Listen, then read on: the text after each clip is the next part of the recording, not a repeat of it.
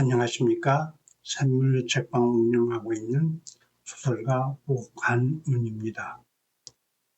우리 가문에 섭리하시는 하나님을 증거하고자 개설한 유튜브입니다. 오늘은 5번째 간증으로 내가 만난 하나님을 간증하겠습니다. 28살에 죽음마저 조롱하던 고난에 있던 저에게 하나님은 삶의 목적을 주시어 그때 무모하게도 소설가가 되겠다는 기도를 했습니다. 저는 긴가민가한 하나님을 확실히 하나님을 느끼고 싶었습니다. 그래서 기도원에 가서 기도하며 하나님을 만나고 싶었습니다. 1989년 여름 저는 하나님을 만나야겠다는 일념으로 포천에 있는 한 기도원을 찾아갔습니다.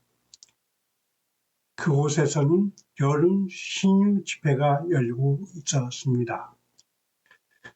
대다수 병든 신자가 병을 치유받으려 집회에 참석하였고 저는 하나님을 만날 때까지 끝까지 있겠다는 신념으로 밤이나 낮이나 기도했습니다. 밤이면 높은 산에 홀로 올라 하늘을 보며 하나님을 보여달라 기도했습니다. 그런 날이 하루, 이틀, 사흘, 시간이 흘러도 하나님은 내 눈에 보이지 않았습니다. 육신이 지쳐가기 시작하였습니다. 별이 빛나는 밤에 산봉우리 끝에 자리를 펴고 오늘은 하나님을 보지 못한다면 이곳에서 죽으리라는 작심으로 눈을 감고 기도했습니다. 밤이 깊어만 가는 시간 신선한 기운이 감돌고 온몸으로 검은 어둠이 억습해 왔습니다. 사탄과 영적인 싸움이 시작되었습니다. 너희는 나를 굴복시키지 못한다. 내가 너희에게 굴복하기 위해 이곳에 온 것이 아니다. 아무리 나를 괴롭히고 공격해도 넘어지지 않는다. 예전에 내가 아니다.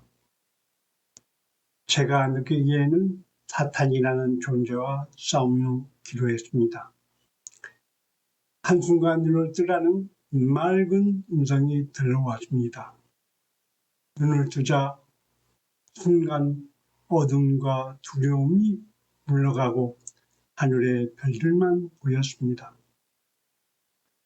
어느 순간이 되자 하나님의 음성이 들렸습니다.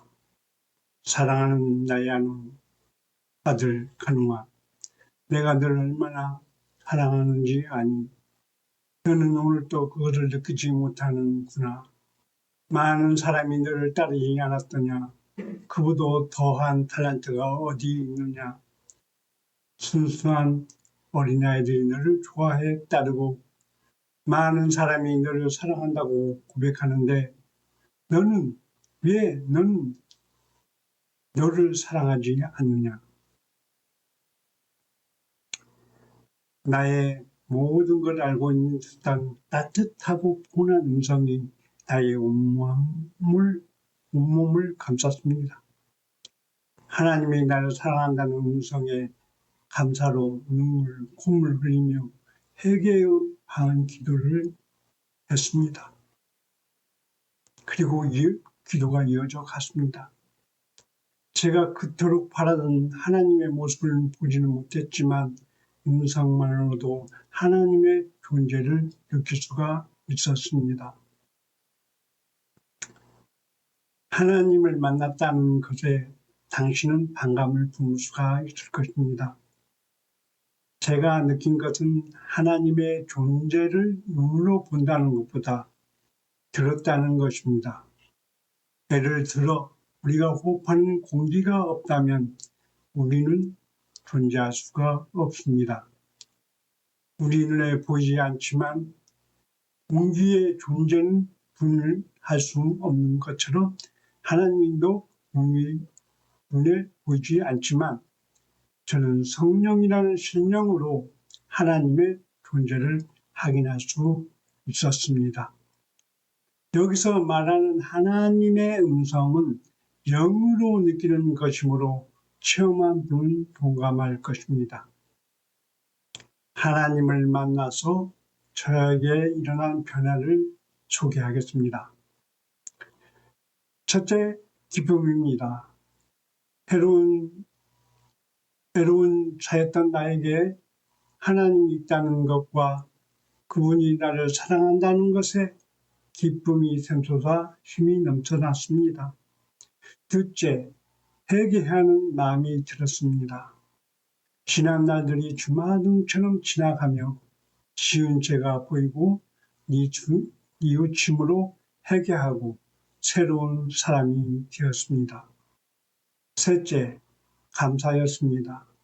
내 처지를 비관하고 불평하였던 것들이 부끄러웠습니다. 하나님의 음성을 듣고 주위를 돌아보니 나는 많은 사람들에게 사랑을 받고 있었습니다. 넷째, 희망을 품게 되었습니다. 가진 것 없고 배운 것 없지만 하나님이 주신 재능을 알게 되어 자신감이 생겼습니다. 다섯째, 소망이 생겼습니다. 새로운 사람으로 변화한 저는 새로운 미래를 계획하게 되는 소망을 얻게 되었습니다. 예수님이 말씀하신 거듭남이 이런 것이 아닌가 생각이 들었고 저는 하나님께 기도 제목 3가지를 정하고 기도했습니다. 저의 일기장에 1989년 10월 30일 일기장의 기록에 보니까 다음과 같이 3가지 기도 제목이 있었습니다. 첫째, 각지에 흩어져 있는 우리 형제가 한 곳에 모여 살게 해 주십시오. 둘째, 나의 분수에 맞는 백필을 보내주시어 가정을 이루어 살게 해 주시옵소서.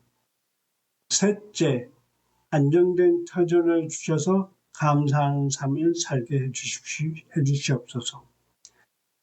제가 기도원에서 하나님을 만나 변화되고 하나님께 소망하는 3가지를 기도하였는데 과연 모두 이루어졌을까요?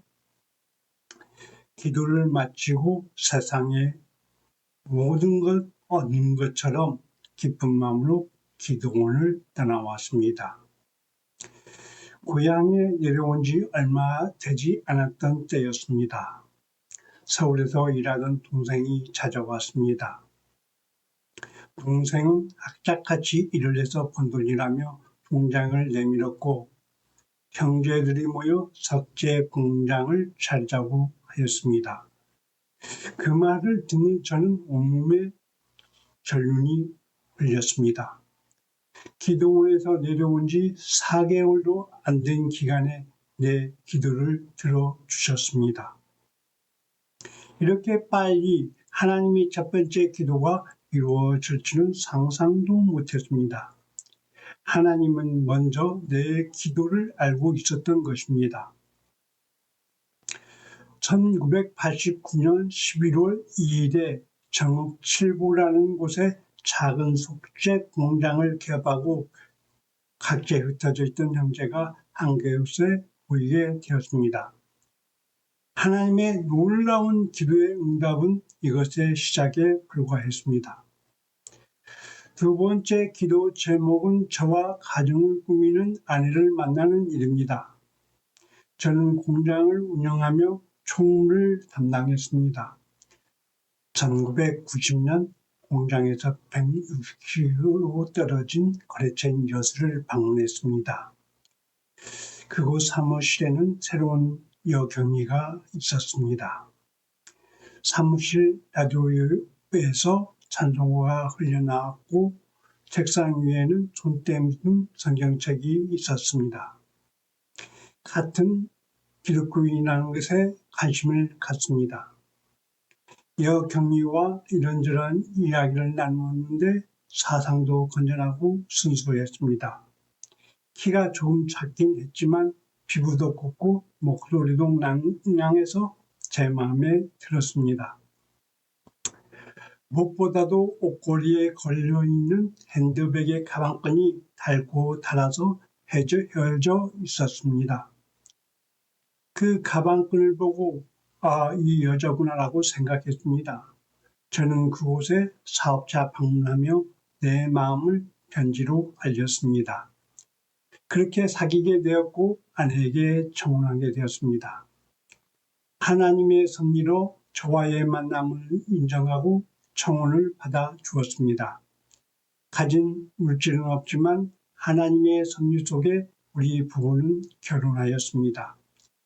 저는 그동안 독서와 교회 학교에서 경험했던 일과 제일 중요한 성경에서 보았던 가정의 형성의 중요한 요소들을 아내에게 말했습니다. 아내도 저와 비슷한 생각을 하고 있었기에 우리 부부는 가정을 운영하는 법칙을 만들었습니다.